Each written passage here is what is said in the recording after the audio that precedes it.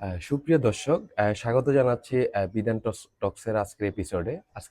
এপিসোডে আমাদের মাঝে উপস্থিত আছেন আমাদের সম্মানিত অতিথি এবং নবনির্বাচিত সভাপতি, ঢাকা পূর্বাঞ্চল রাইজিং স্টারের যিনি সভাপতির দায়িত্ব 2025-26 নিয়েছেন, মোহাম্মদ সাইমুন মোহাম্মদ। অলরেডি আপনারা দেখতে পাচ্ছেন আমাদের ক্যামেরার সামনে।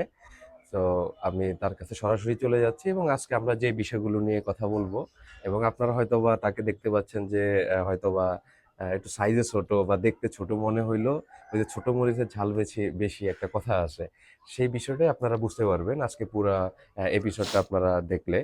তো আমরা আজকে যে বিষয়গুলোতে বেশি ফোকাস দিব সেটা হচ্ছে আমাদের যিনি আজকের অতিথি সাইমন মোহাম্মদ, উনি ওনার হাত ধরে ঠিক অনেকগুলো প্রতিষ্ঠান, সংগঠন যেগুলো মানুষের সমাজের জন্য দেশের জন্য কাজ করছে, উনি নিজের হাতে উনি সহ ওনার যে টিমটা আছে, এই ওনারা হচ্ছে এই কয়েকটাকে প্রতিষ্ঠা করে।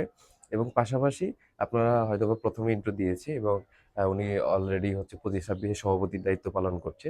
আজকে সরাসরি চলে যাচ্ছি আমরা সাইমন মোহাম্মদের কাছে। আমি মোহাম্মদ সাইমন। আমি 2019-20 সাল থেকেই মোটামুটি হচ্ছে গিয়ে বিভিন্ন সংগঠনের সাথে কাজ করছি। তো 2019 সাল থেকে সৌন্দর্য লীলাভূমি আমাদের পটুয়াখালীর ভিত্তিক একটা সংগঠন, ওটার সাথে কাজ করছি। তারপরে 2021 সাল থেকে জুম বাংলাদেশের সাথে টুকটাক ছিলাম। এরপরে হচ্ছে গিয়ে আপনাদের যুব নীতি প্রণয়ন করছে যে হচ্ছে গিয়ে ডিওয়াইডিএফ এর সাথে দীর্ঘদিন কাজ করেছি, এখনো কাজ করতেছি। এবং আমাদের পটুয়াখালী ভিত্তিক আরেকটা সংগঠন আছে, ধূমকেতু ইয়ুথ ফাউন্ডেশন। তো এটাও হচ্ছে গিয়ে খুব নতুন, বাট হচ্ছে গিয়ে কাজের দিক থেকে পটুয়াখালীর অন্যান্য অনেক সংগঠনের থেকে অনেক বেশি কাজ করতেছে এখন পর্যন্ত। আচ্ছা। তো এই সংগঠনের সাথেও প্রায় আজকে 3 বছর যাবত কাজ করতেছি। আর খুব নতুন করে একটা সংগঠন আমাদের উপজেলা ভিত্তিক, যেটা হচ্ছে গিয়া বিশেষ করে আমাদের উপজেলার যারা পিছিয়ে পড়া শিক্ষার্থী আছে, আপনি হয়তো খেয়াল করবেন, দেখবেন যে আমাদের এই যে এবছরে যদি আমরা এসএসসির রেজাল্ট দেখি, এমনিতে বরিশাল বিভাগের রেজাল্ট একটু কম হুম হুম হয়েছে, হুম। 56% হচ্ছে গিয়ে পাশের হার। তো আচ্ছা। আমাদের উপজেলাতেই একাধিক স্কুল আছে যেখানে কেউ একদমই পাশ করে নেয়।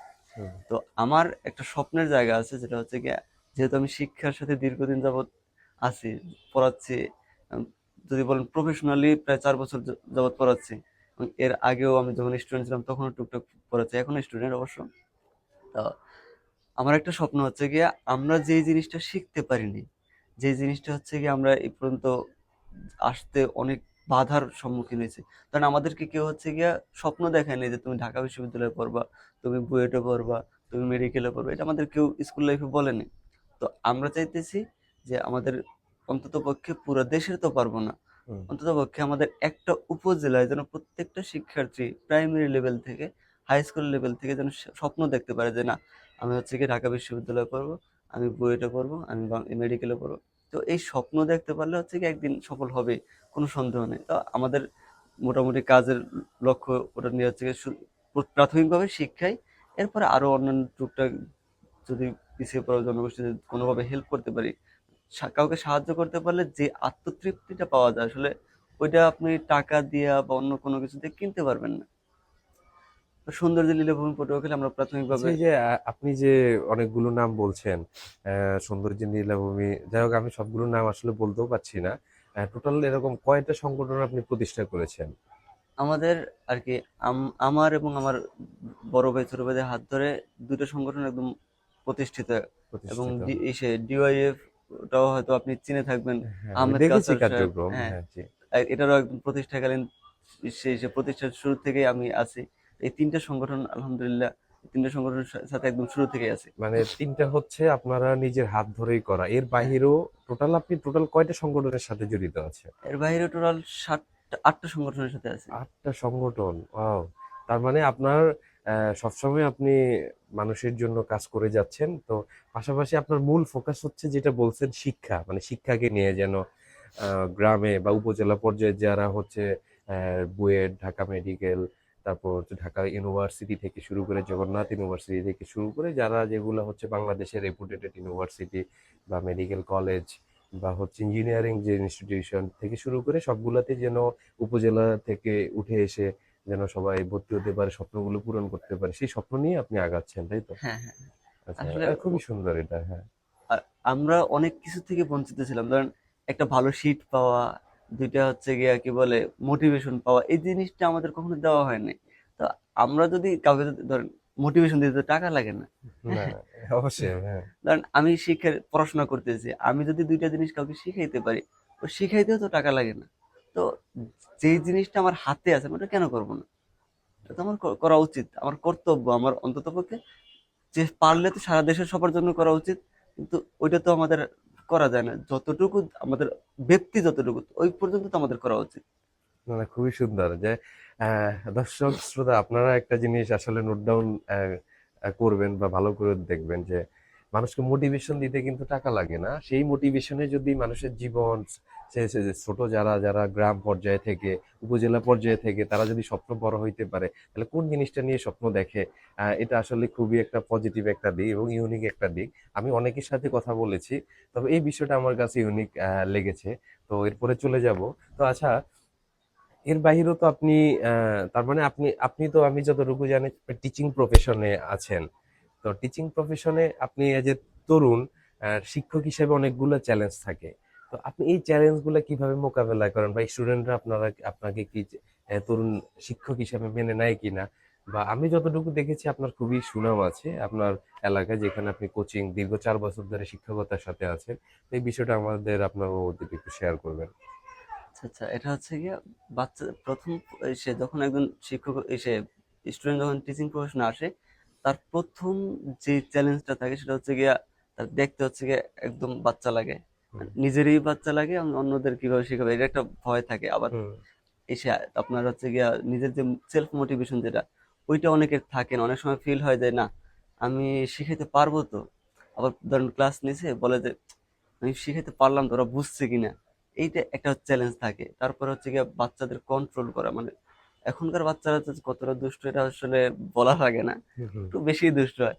তো ওদের কন্ট্রোল করাটা একটা বড় চ্যালেঞ্জ। তারপরে ক্লাসে নিয়মিত আপনার ধরেন একটা সিলেবাস থাকে, প্রত্যেকটা স্কুলের একটা সিলেবাস থাকে, অর্ধবার্ষিকের, বার্ষিকের, এসে আপনার বিভিন্ন সিটির একটা সিলেবাস থাকে। সিলেবাসটা ঠিক টাইমে কমপ্লিট করাটা একটা চ্যালেঞ্জের বিষয়। মানে এই চ্যালেঞ্জগুলো আসলে যদি কেউ নিতে পারে, আমি মনে করি শিক্ষকতা বেশ ভালো করবে প্রথম হিসেবে। আর তরুণদের ব্যাপারটা কি, ধরেন অল্প বয়সে আর কি শিক্ষকতা আসলে আপনার মাথায় ইউনিক ইউনিক আইডিয়া আসবে। আপনার বয়স যত বাড়বে, ইউনিক আইডিয়া তত একটা খুব একটা কাজ করে না। তারপর অনেকের কারণ অনেক টিচার দেখছি আমি বয়স্ক খুব, আমি যদি বলি আপনাকে, যেমন আমরা হচ্ছে অ্যাডভান্স, সে অ্যাডভান্স লার্নিং যেটা পড়তাম, তো ওনার চৌধুরী অ্যান্ড হোসেন স্যার। তো আমি চৌধুরী স্যারের হচ্ছে গিয়ে ক্লাস পেয়েছিলাম কলেজে থাকতে। উনি এমনভাবে অনেক বয়স্ক, বাট এমনভাবে বুঝাইতো ওরা আপনি কল্পনা করতে পারবেন না, এটা সম্ভব না। আমি নিজে নিজেকে ফিল করি যে আমি অন্তত পক্ষে ওইভাবে পারবো না। তারপরও চেষ্টা করতে তো আর না নাই। হুম। হ্যাঁ, বাচ্চাদের নতুন কিছু শেখানো, বাচ্চাদের সাথে অ্যাডপ্ট করে নেওয়া, এটা আসলে সবারই আমি মনে করি উচিত। কারণ বাচ্চাদের মন বুঝতে পারলে ওদেরকে পড়ানো খুব সহজ হয়। আচ্ছা, আপনি কি কখনো এরকম শুনেছেন যে ধরেন আপনি ইন্টার স্টুডেন্টও পড়ান, হ্যাঁ? তো ইন্টার স্টুডেন্ট এমন হতো আছে দেখতে অনেক বড়, হ্যাঁ, অনেক বড়।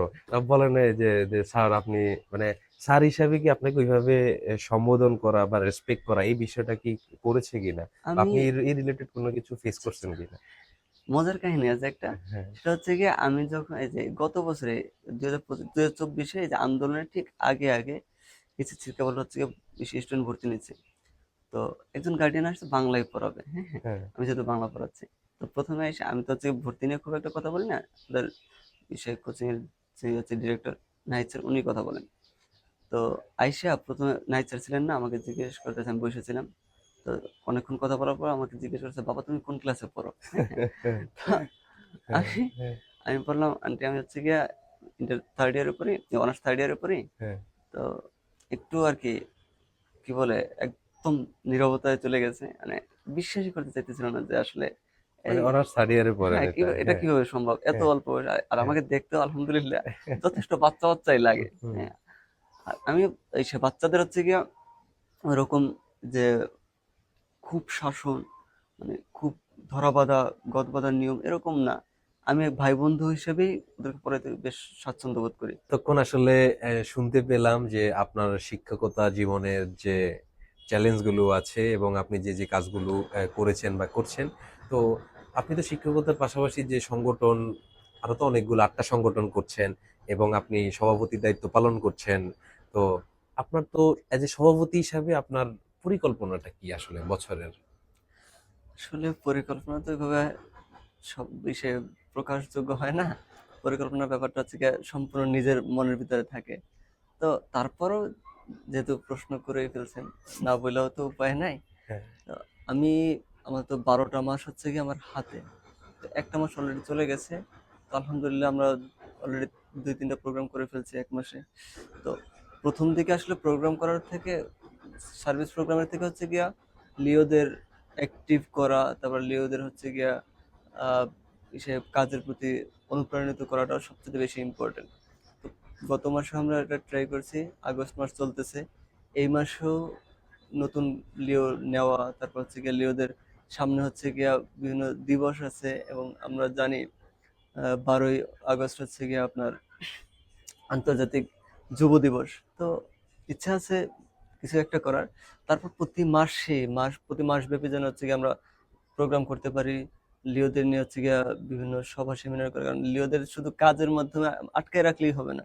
লিওদেরকে তো কিছু শিখাইতে হবে। কারণ আমরা হচ্ছে গিয়ে কাজ করি শেখার জন্য। ধরেন এখানে কেউ টাকা পায় না। কারোর টাকা দিয়ে আনা হয় না। সবাই নিজের টাইম এখানে দেয়।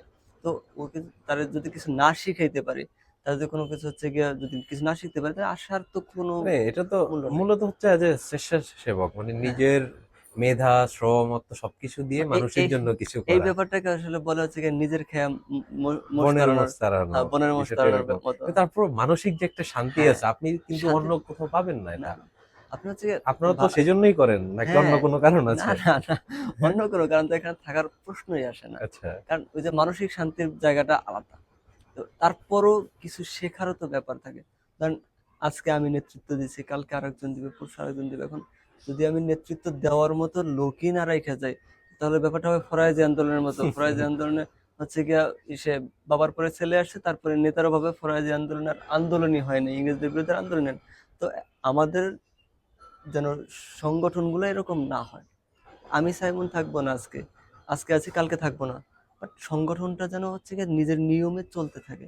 প্রত্যেকটা সংগঠনের আলাদা নিয়ম থাকে, আলাদা উদ্দেশ্য থাকে, লক্ষ্য থাকে। লক্ষ্য অনুযায়ী যেন চলতে পারে। তো এজন্য হচ্ছে গিয়ে লিওদের বা বলেন যেসব স্বেচ্ছাসেবক আসে, সবাইকে শেখার একটা কি বলে বেড়ার মধ্যে রাখাটা উচিত আমি মনে করি। যাক, খুবই ভালো, খুবই ভালো লাগলো।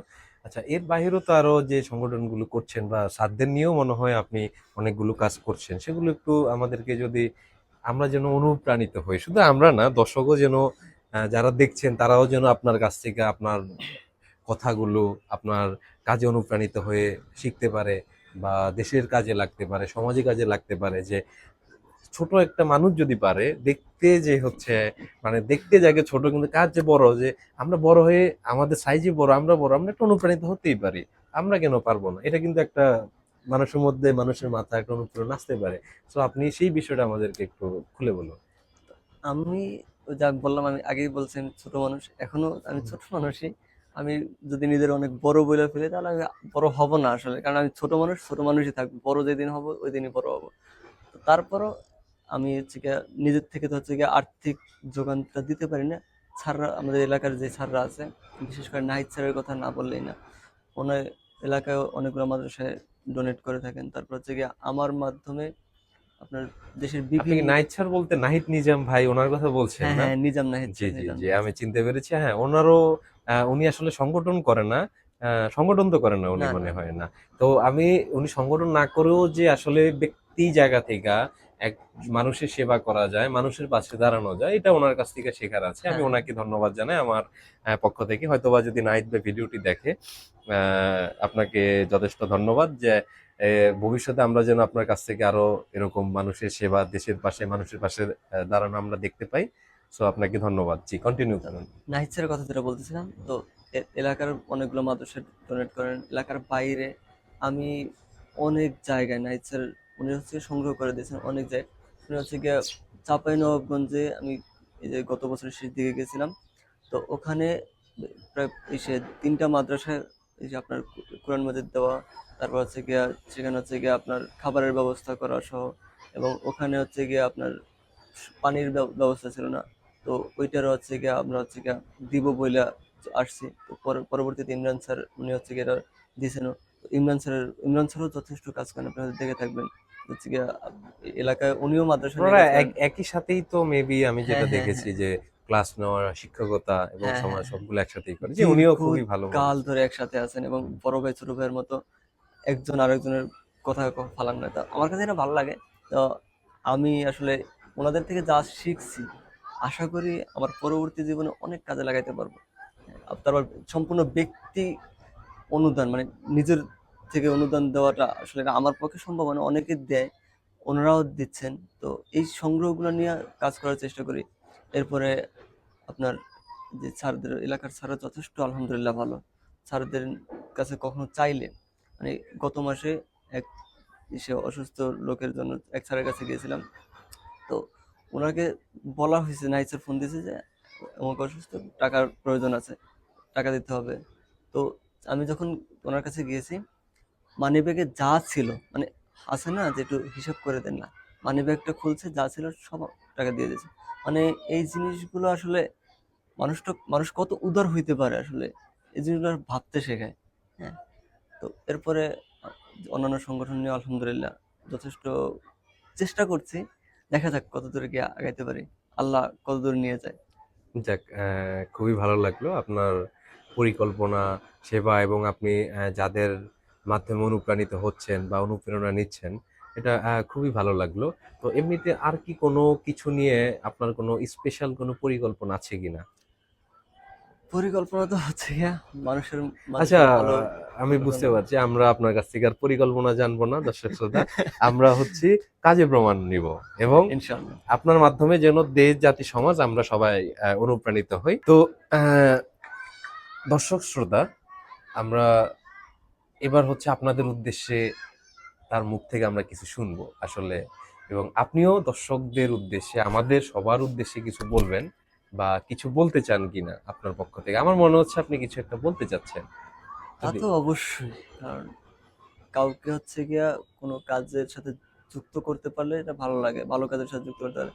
আমি চাইবো দর্শকরা যাতে হচ্ছে গিয়ে নিজের জায়গা থেকে যতটুকু পারা যায়, মানে আপনি হচ্ছে গিয়ে পুরো দেশের ভালো করতে পারবেন না, আপনার সারাউন্ডিংসে যারা আছে তাদের মধ্যে তাদের নিড, যতটুকু নিড আপনি পূরণ করতে পারেন ততটুকু করলেই হবে। মানে মানুষ চায় কি, একটু ঘুমাইতে, একটু খাইতে, শেষ। এর বাইরে মানুষের কোনো চাহিদা থাকে না। তো আমি চাই এই দুইটা জিনিস হচ্ছে কি আপনারা পূরণ করার চেষ্টা করবেন আপনার আশেপাশে যদি কেউ থাকে। আর অবশ্যই আমাদের যেহেতু বিধান টক্সে আমি আসছি, তো চেষ্টা করবেন বিধান টক্স ইউটিউব চ্যানেলটা সাবস্ক্রাইব করার জন্য। ধন্যবাদ সবাইকে। জি, আপনাকেও ধন্যবাদ। আসলে আমি কখনোই কাউকে বলি না যে আপনি সাবস্ক্রাইব করুন, বা কোনো ভিডিওতে বলিও না, ইচ্ছাও নেই। তো দর্শক শ্রোতা, আমরা এখানে আজকের মতো বিদায় নিব। তো আমি ওই যে শুরুতে আপনাদেরকে বলেছি যে ছোট মরিচের ঝাল বেশি, আপনারা সবকিছু শুনে অবশ্যই বুঝতে পেরেছেন আসলে ঝাল আসলেই লেগেছে। আমার লেগেছে, আপনাদের লাগছে কিনা সেটা আপনারাই ভালো জানেন। তো আরেকটা জিনিস বলেছে যে সাবস্ক্রাইব করার জন্য, ইউটিউব চ্যানেল বা ফেসবুকে লাইক করার জন্য। তো এটা আমি কোনোদিনও কাউকে হচ্ছে বলি না, আর ভবিষ্যতে বলারও বলবোও না। যেন আপনাদের যদি ভালো লাগে, আপনারা যদি শুনতে চান, দেখতে চান, এগুলো আপনাদের ইচ্ছা, আপনারা করতে পারেন। তো ধন্যবাদ, বিরান টক্সের সাথেই থাকুন, নতুন কিছু পেতে থাকুন। আজকের মতো আমরা এখানেই বিদায় নিচ্ছি। ধন্যবাদ।